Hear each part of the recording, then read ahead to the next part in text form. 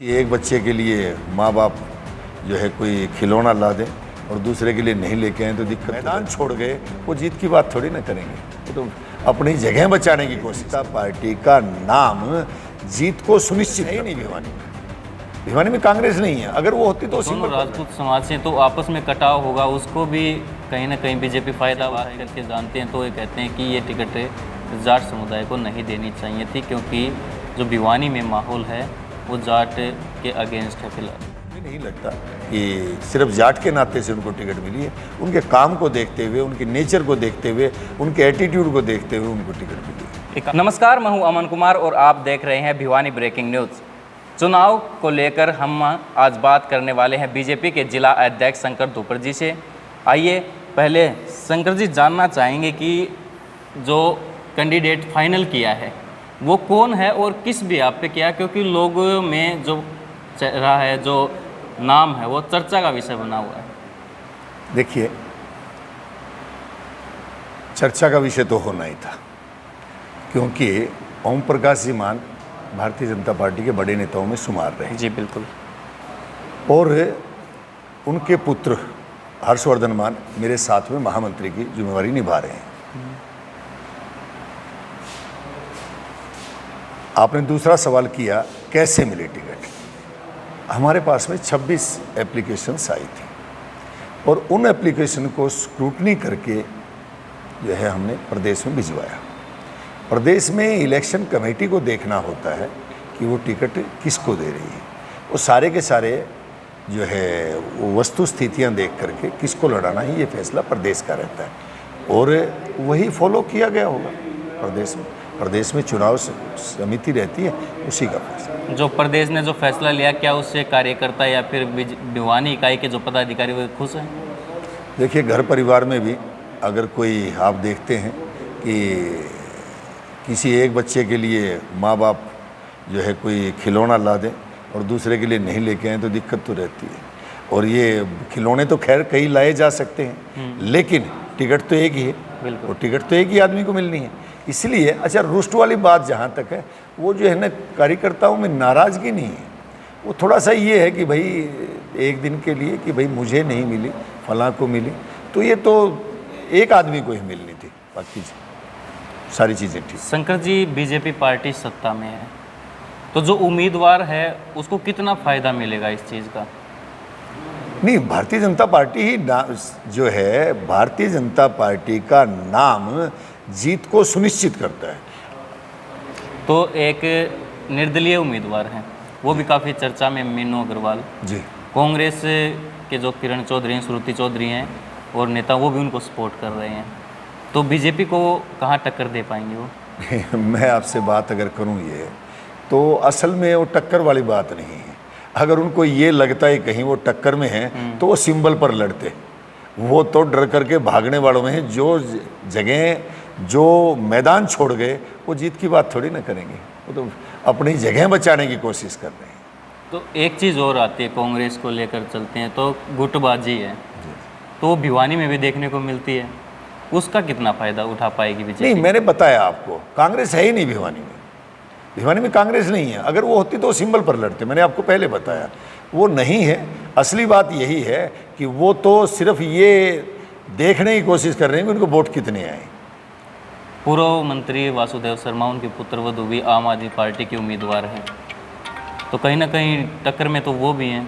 एक आम आदमी पार्टी पंजाब में जीत करने के बाद एक चर्चा में वो भी बने हुए हैं, लोग उनको भी पसंद कर रहे हैं। नहीं, वासुदेव जी जाहिर निश्चित है कि बड़ा नाम है, लेकिन आप एक बात और देखें, लोग ये भी जानते हैं कि उन्होंने अभी 1 महीने में इनकी उपलब्धियां पंजाब में क्या है।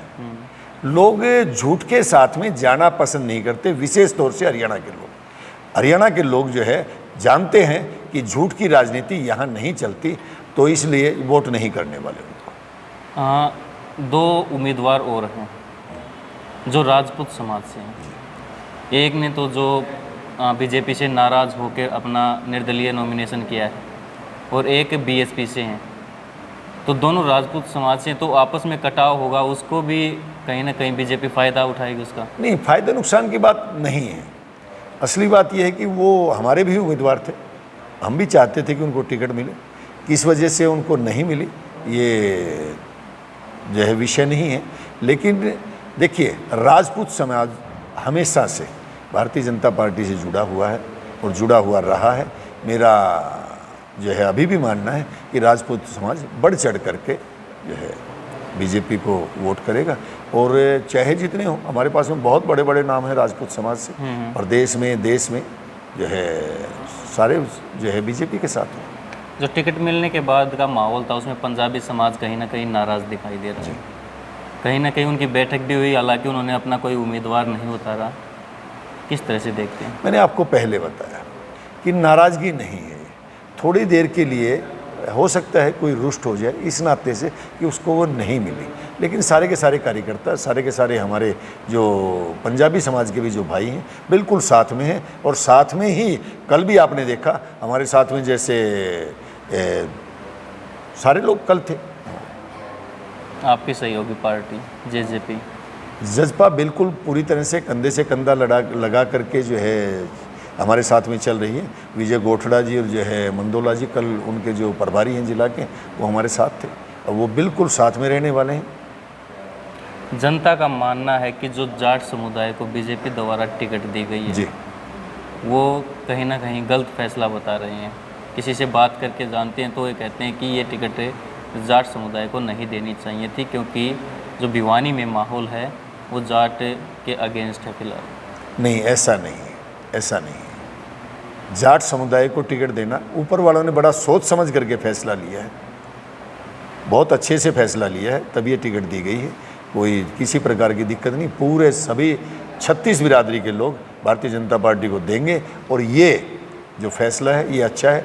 बिल्कुल साफ़ सुथरी छवि का जब कैंडिडेट आता है और तो फ़ायदा रहता है, और वही मेरे ख्याल से किया गया।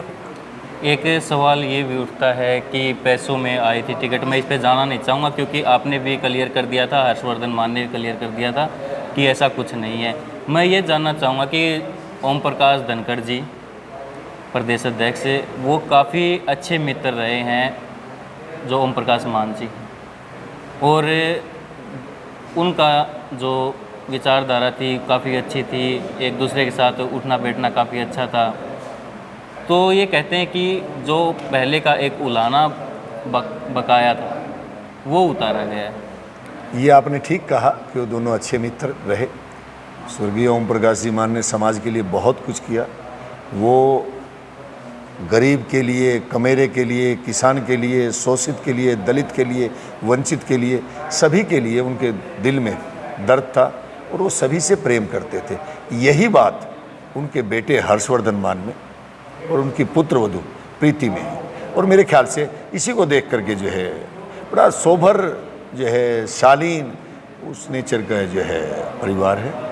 और मुझे नहीं लगता कि सिर्फ जाट के नाते से उनको टिकट मिली है, उनके काम को देखते हुए, उनके नेचर को देखते हुए, उनके एटीट्यूड को देखते हुए उनको टिकट मिली है। एक आखिरी सवाल, अब घमासान शुरू हो चुका है, हाँ, डोर टू डोर भी होगा, नुक्कड़ सभाएँ भी होंगी, तो भिवानी में कौन कौन से बड़े नेता यहाँ पर आ सकते हैं बीजेपी को सपोर्ट करने के लिए, वोट मांगने के लिए? देखिए, भारतीय जनता पार्टी बड़ा परिवार है और भारतीय जनता पार्टी में नेता ही बहुत है।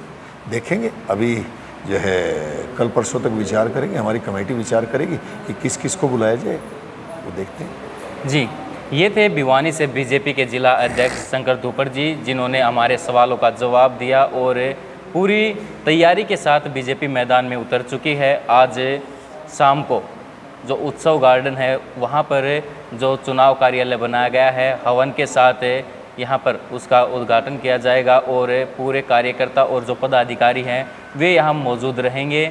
अब आने वाला जो समय है वो निर्धारित करेगा कि बीजेपी को कितना प्यार जनता दे पाती या फिर जो दूसरे उम्मीदवार हैं उनको दे पाती है। लेकिन इतना ज़रूर है कि बीजेपी का उम्मीदवार कहीं ना कहीं दूसरे उम्मीदवारों से आज भारी है। भिवानी से भिवानी ब्रेकिंग न्यूज़ के लिए अमन कुमार।